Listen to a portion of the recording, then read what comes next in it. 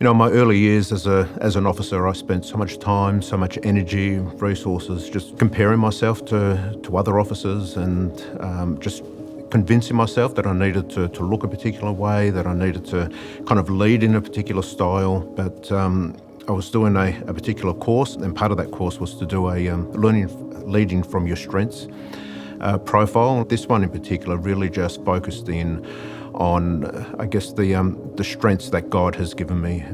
And for some reason, it just kind of changed everything for me, where I was able to see the gifts that God has given me, that I didn't need to necessarily be the upfront person, that I didn't necessarily need to preach in a particular way, but rather just to use the gifts and the strengths that God has given me, and to offer that to Him as an act of worship in all that I do. But the other thing too that it helped me to do was to actually value the gifts and the strengths that others around me have as well, that God has given.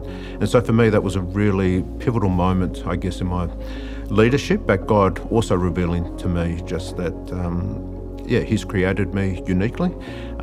It's okay just using my gifts to serve Him.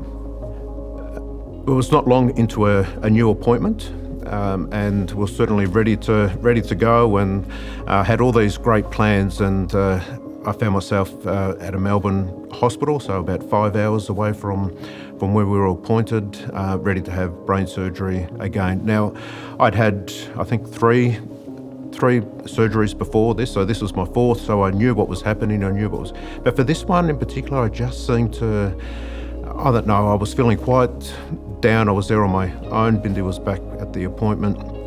The family, I was just kind of having a bit of a pity party, I guess, on that Sunday morning, and I was sitting outside the hospital, and then my phone beeped, and it was a message from Bindi with a video showing the core family kind of standing in a circle, just having a prayer time for me. And there was just something in that moment where God really spoke to me and just said, you know what, I've got this, we've got this.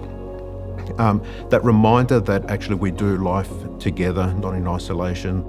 That following day, there was still kind of anxiousness about the procedure, but yet at the same time there was this sense of peace, and that reminder that even in the midst of chaos, when the storms are roaring, that God is in the midst of all of those situations, and that sense of peace that we feel in those times is just a real gift.